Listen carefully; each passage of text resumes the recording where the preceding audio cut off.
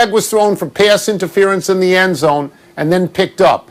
No conversion, no additional snap. Wilbon, did the refs do the right thing picking up the flag? I don't know if they did the right thing, Tony. You can argue this either way. It's a difficult call. It's a close call. You know, we both looked at it a million times. I saw it live, and live I am screaming out loud in my house, pass interference, pass interference. And the flag comes late, but the official down the line, down the goal line, it seems, toward the pylon, didn't throw it. And so, you know, then you figure, okay, they're going to discuss this, and this is going to come out in favor of the Golden Boy. There's no question about it. No matter what uniform he's wearing, the officials are going to pick this up and call it in favor of the Golden Boy, and they did. Do I think the Giants got hosed? No. Do I think the officials got it right? Not necessarily. But Danny Dimes, and that's, for the most part of the game, that's about what he was worth, was Dimes. And I know he threw that last great touchdown pass, but Tony, he missed so many passes. I can't say give him another chance. He has to have one. No, enough. There's so much that you talked about there. Let me take one at a time. Let me start with the interference call or non-call. This was not like the Rams and the Saints where a guy got clobbered and a team went to the Super Bowl and everybody said, what's going on here? That's right. In my eyes, the ball hits the defender's right arm as it's coming into the receiver. So you think it's instantaneous? I thought it was simultaneous. Yeah, I did not think that was interference in terms of Brady getting the call. Yeah, Brady got the call, but I mean, I'm watching Brady last night. Just statistically, here's Brady, 28 out of 40 for 279, 2 touchdowns, no interceptions, finds Gronkowski. Again, he had a good game. So if you ask yourself, for example, why is Tampa Bay so much better this year than last year? Brady has 20 touchdowns and 4 interceptions, on pace for 8. Last year, the guy had 30. So they're better. If you want to, you can go wild on Daniel Jones if you want. I'm not going to argue the big number here, Mike. 35 turnovers and 20 career starts, right? Tony, last night he had 2 turnovers that killed his team's chances. And they were the mistakes that Louis Riddick, doing the broadcast, I mean, he and Greasy, they were like, oh my God, how many times are you going to make that mistake? And I found myself thinking the same thing. Look, he's got a lot of talent, and I'm intrigued by him. He's got a lot of talent, seems to be a smart kid, but he makes some of the dumbest turnovers that you've seen. And he's been out there long enough to start to limit them. Yeah, I mean, luckily for him, he had a moral victory last night. He didn't have any fumbles lost, you know, but he also, that's a great pass to take and a great catch. And he has a couple of 4th down things like Eli Manning used to do to Brady. I know. So he had those. I don't know. Jury's still out, as they say. The NFL may invite half its teams into the playoffs. The postseason has already been increased from 12 to 14 teams this season. And now the Washington Post reports the NFL is considering adding 2 more teams to the playoffs if the league loses regular season games to the pandemic. That would mean 16 of the 32 play on. Tony, would you be okay with that? And what does it tell you that the NFL is pondering this possibility? So just to set the record straight, that is a lower percentage of playoff teams than in the NBA and the NHL. You know, it's too high for me, generally speaking. I mean, I don't understand the reasoning for this. To me, in the NFL, you can kick the can down the road. You can make sure that everybody's played 12 or 14 or 16. You can just keep waiting. But if you want to have playoffs like this, if you looked at it in baseball and you said, I like it, it works, and you want to eliminate first-round buys, I'm okay with that for this year, although baseball is going to obviously keep it forever. Just be honest. Just say there's more money in this, and that's why we're doing it, and then I'm okay. Yeah, otherwise, doesn't it seem to be just sort of fear-mongering to you? That it's like, oh my God, if we lose these games, if we can't do this, if we can't do that. And look, there's a lot of traffic with the pandemic and positive testing, who's going to be negative, and who do you have to put away for tracing, for contact, potentially. And they seem to be doing, I don't know, a pretty damn good job, Tony, of sort of monitoring it and limiting this from where we sat in the summer. And I understand, okay, we're worried. But just to sort of trot 16 out, you just took it up to 14. Presumably it went up to 14 because you're in a pandemic, and now 16. Yeah, just tell the truth. Stop lying. Just tell the truth. Yeah. More money is involved. In 16 of the 32, Tony, it takes away the high ground for the NFL that always said fewer of our teams get to the playoffs. Now it's 16 of 32 as opposed to the other sports 16 of 30. Yeah, 16 or 31. I mean, baseball still had the fewest, and now they're going to expand it as well because it's where the money is. I'm looking this year at the AFC. I wrote these down. The AFC is going to have no problem because they got Baltimore and Pittsburgh, Tennessee and Indianapolis, Kansas City and Vegas, Buffalo, maybe Miami or Cleveland. They got teams with winning records. You go across the street to the NFC, and you don't necessarily have that. You've got Tampa Bay and New Orleans, no problem, and Seattle and maybe some other teams out there. But in the East, you're not going to find anybody that's got a winning record. And in your division, if Chicago Continues falls, to tank. it's only going to be Green Bay. It's often only Green Bay anyway. That's no news there. Yeah. They don't need All right, 16. They don't. They can't leave well enough alone. They got the perfect product, and they can't stand that. They got to just greed. Let's call it what it is. Well, I think all the leagues are greedy. They are, in fact, we're moving to a story stupid. about that. Okay. There's a story about greed as well. And understandable. We move now to an ESPN story saying a few owners have suggested to Gary Bettman to cancel the NHL season if there are no fans in the stands. The TV money in hockey isn't nearly what it is in basketball, where networks compete to show it. The owners need the gate. They need concession money. Bettman responded that the NHL cannot afford to cancel. Wilbon, does no season make any sense to you? No. And it didn't make any sense a few years ago when they didn't come back and they had no postseason. I mean, that was stupid, and I thought that hurt the product long term. And depending on who you talk to, you can get agreement or disagreement within sort of the industry about how much it hurt. But, Tony, no. Because what we're seeing now is that if people are dislodged from their scheduling habits, meaning viewing habits, they may be dislodged permanently, or sort of it's not exactly temporary. They can be dislodged for a while without appointment viewing. Does the NHL want to risk that? I mean, doesn't it seem very cavalier to you that even a small cadre of owners would be serious about that strategically? So this is a very odd story to me for a personal reason. When you were going to be on my podcast on Monday, I prepared some questions. And one of the questions I was going to ask you about was about the December 22nd start of the NBA. And as I wrote that down, I said, you know what?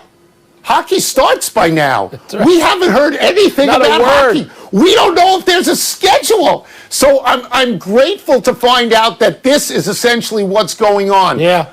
I understand if you're an owner and you can't make any money at all, that you're reluctant to go in without any fans. The solutions, I guess, I mean, it was put in my ear earlier today, there'd be a Canadian division, because Canada, there's no fans for anything. I think that's a part of the problem. So then you have the other divisions, and you make it sort of like baseball, where it's just geographic, and maybe you play 3 games in a row, and you cut down on the travel. Here's my actual solution to this, Mike. What? Is you sort of shelter in place, and when they're ready to go, you sprint for 40 games, and then you do the playoffs with the bubbles again, like this year. Okay, I find that better than no season at all, which I find, again, I want to hear those owners attach their names to that. Let's see how that works in their community. Of course, they won't do that. But, Tony, the Canada problem is a bigger problem. Because in baseball, it was one team.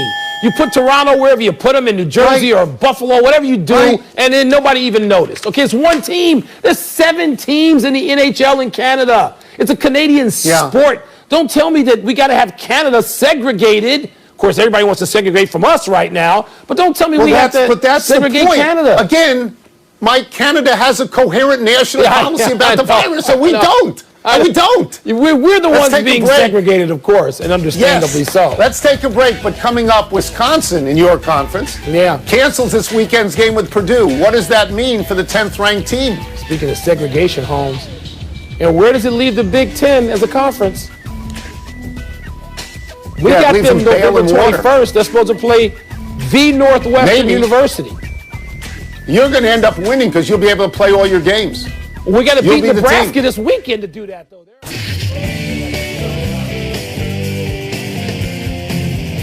One more headline. It's not a good one for the Big Ten. Wisconsin announced the cancellation of this weekend's home game with Purdue due to more positive COVID tests. 3 staff and 2 players have tested positive since Saturday. making 27 total within the program, including 15 players since October 24th. The 10th-ranked Badgers are now down 2 games to just 6. Losing one more could eliminate them from conference championship consideration. Wilbon, where does this leave Wisconsin in the Big Ten? Well, Tony, I don't know that the Big Ten is not jolted necessarily, because let's face it, the Big Ten's premier team is in the other division, the Eastern Division, Ohio State. And even though the next one is Michigan, and Michigan's not any good anymore, you got Ohio State, Michigan, you Penn State, they're in the East. But Wisconsin is in the West with Northwestern, Nebraska, Wisconsin, Iowa, Illinois, Minnesota, Purdue. I care immensely about this because it affects perhaps my team. We're supposed to play Wisconsin on the 21st of November. When is Wisconsin ready, Tony? So how does it affect that half of the conference? Immeasurably, because you've got to play enough games. So right now it's 6 of the 8. We don't know if Wisconsin can get there. We don't know if they can play next week. Their scheduled game against Michigan. Massive uncertainty. And you got 27 kids, at least, who have tested positive. So I don't have my feet in the conference like you do. I didn't go there. So, I have a different view of this thing, how it affects the Big Ten. Look, the Big Ten started out by saying, we're not going to play any football at all. We're going to care about the safety of our kids. And then they said, okay, we're going to play football, but we're going to put these protocols in place. 21 days you have to sit out. If you don't play a game, the game is canceled, not postponed. You got to play 6 or you can't be eligible for the conference championship. These are their rules. Yeah. If they want to change the rules, they can, because these are their rules. They can do whatever they want. I agree with you that you want to keep Ohio State good because Ohio State is the best team right now and looks like the team for the playoffs. In terms of what it does to Wisconsin, I have a different question, Mike. If Purdue loses a game and Nebraska loses a game, not their fault. If they lose a couple of other games and it's not their fault, they're eliminated. Is that fair? Is there a contingency plan? I don't know what is fair, and I'm not sure yet what contingency is. By the way, I said 27 players. 27 players, coach, staff. 27 all in. people in the program. Tony, you raised very legitimate questions. Now, part of that is going to be, was there a head-to-head? Well, Wisconsin's only played 1 game so far. One time. So they haven't gotten much in the way. They just missed the game against Nebraska, a division opponent. So we don't know. We don't change the rule, Mike. What do you want to change? Change the rule. Which Go one? down from 6. Go down from 6 I don't want to. and make people eligible. Change the rule. I don't want to go down from 6 yet. What about the people who maybe followed the rules better than Wisconsin, if that is the case? If you don't know that. Well, but you got conference College people campus. to investigate. It's a college campus. College campuses are filled with the virus. They are. Again, They are. Stay in your attic, kids. Stay there for months. Let's take one last break, but still to come, Mike Trout doesn't make the top 3 in the AL MVP voting. Is that fair? Sure it is. Mississippi State star Kylan Hill makes a decision about his future. I don't want to start dropping games yet. Well, I don't, not yet. what if Northwestern misses 2? Well, then I'll start wanting to drop games. I mean, come on now. Right. Yeah, of course you will. This is self-preservation, Holmes. And people, happy 65th birthday, Phil Simms. People have seen him on television talking about football for so long, they may have forgotten what a good quarterback he was. Simms was drafted number 7 overall in 1979 by the Giants out of Morehead State in Kentucky, which is not exactly LSU. His best season was 1986 when he was first-team All-Pro, and he and Bill Parcells won the first of their 2 Super Bowls. Simms completed 22 of 25 passes against Denver, setting a record for completion percentage, and he was named MVP. He was still a Giants starter in 1990 when they again won the Super Bowl, but Simms hurt his foot and gave way to Jeff Hostetler in the playoffs. For his career, Simms had 199 touchdown passes and 157 interceptions.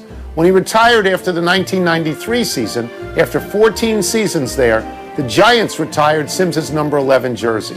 He went comfortably into broadcasting with ESPN, then NBC, and for years teamed with Jim Nance as CBS's lead announcers.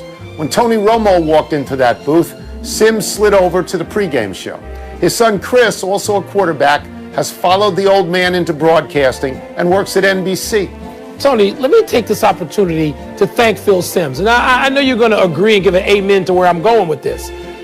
For his entire career, you and I were covering, because of the Washington football team for the Washington Post, the NFC East.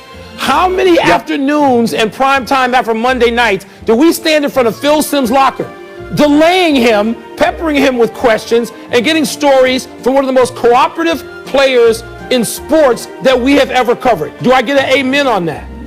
All true, and then I referred to him in the paper all the time as a blonde hosehead. You did. He still talked to you the next week. He shouldn't talk to you. He's nice. Should only talk to me. He's nicer than Phil's I am. Great. Happy anniversary, Nick Foles. On this day 7 years ago, Foles tied an NFL record by throwing 7 touchdown passes in an Eagles blowout win over Oakland. This was one of those great games Foles had for the Eagles, like when he was MVP of the Super Bowl, that create the mythology that Foles is a great quarterback. But Foles seems to only have these games for the Eagles. In 2013, Foles had 27 touchdowns and 2 picks in Philadelphia, which is tremendous. He was 15-9 as a starter there, but he was 4-7 as a starter in St. Louis in 2015. In 2016, he backed up Alex Smith in Kansas City. Then he returned to Philadelphia for the Super Bowl magic. And when the Eagles decided they preferred Carson Wentz, not Foles, Jacksonville paid Foles a ton of money to go there. They couldn't wait to get rid of him when he went 0-4 as a starter. Matt Nagy, your boy, who coached Foles in Kansas City and Philadelphia, brought him to Chicago because he had no particular faith in Mitch Trubisky. Nagy put Foles into start in Game 4, and he's still there. The Bears are 2-3 with Foles starting because the magic is in the green helmet. Clearly, Tony. I mean, we've seen enough now. He can't protect the ball. He's got to take care of the ball. It's one of the reasons why you want Foles out there and not Trubisky. I'm ready to go back to Trubisky. When I see number 9 in a Bears uniform, I want Jim McMahon, who looks fit enough right now to go out there and put the uniform and be better than anybody else who could wear number 9.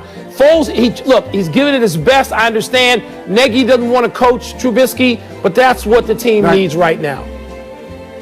Happy trails to Mike Trout as an AL MVP finalist. Trout, a 3-time MVP, 4-time runner-up in the last 8 seasons, was not among the 3 finalists for this year's AL award, despite 17 homers and 46 RBI in 53 games. The 3 finalists are Jose Abreu of the White Sox, DJ LeMahieu of the Yankees, and Jose Ramirez of Cleveland. The National League finalists are Mookie Betts of the Dodgers, Freddie Freeman of the Braves, and Manny Machado of the Padres. Should Betts win, he would join Frank Robinson as the only players to win MVP awards in both leagues. That's a wow. Cy Young finalists in the National League are Trevor Bauer of Cincinnati, Jacob deGrom of the Mets, who's won the last 2 years, and Yu Darvish of the Cubs. In the American League, it is Shane Bieber of Cleveland, Kenta Maeda of Minnesota, and Yoon Jin Ryu of Toronto. Ironically, in the year the Dodgers won the World Series, Darvish, Maeda, and Ryu are all recent former Dodgers. The MVP in the National League is Freddie Freeman. The MVP in the American League, it's Jose Abreu. 317, 19 homers, and 60 RBI. Power numbers in a real ballpark, not Yankee Stadium. Bieber is the AL Cy Young Award winner. Don't want to hear any discussion. And you can have Bauer or Darvish. I'll go with either one of them in the National League, Tony. That would be how my ballot looks. And Mookie, his postseason was more dramatic than his regular season. I would go with Bauer just because he was willing to pitch on 2 days rest and stuff like that. He bet on himself and he won. He's a free agent, going to make a lot of money. Let's go to the big finish. Mississippi State running back Kylan Hill opted out of the rest of this season and declared for the draft. Your thoughts on this? Tony, his family has been hit really hard by COVID. I understand why he's making this decision. The NFL fined Juju Smith-Schuster and James Conner $5,000 apiece for wearing their socks too low. Please don't try to tell me this makes sense. No, I'm just going to say the NFL does this all the time. They just take away everybody's freedom of expression, and everybody knows that. The Ringer reports that the Celtics are trying to package together their 3 first-rounders to move up in the draft. Do you like their chances? No, the Celtics don't need anything from the draft this year or next year. They may need a veteran big man, but they don't need any youngsters. No, I don't get that. Let their guys play better that they have, their stars. Broncos linebacker Von Miller says he'll be back from his ankle injury in a week, 3 weeks to a month. Doesn't that surprise you? No, he's tough. He's a great athlete. Last one, Champions League again today. Go ahead, Shakhtar went down at home 6-0 to Bundesliga power Borussia Mönchengladbach. Come on, say it with me. Tremendous. Come on. We're out of time.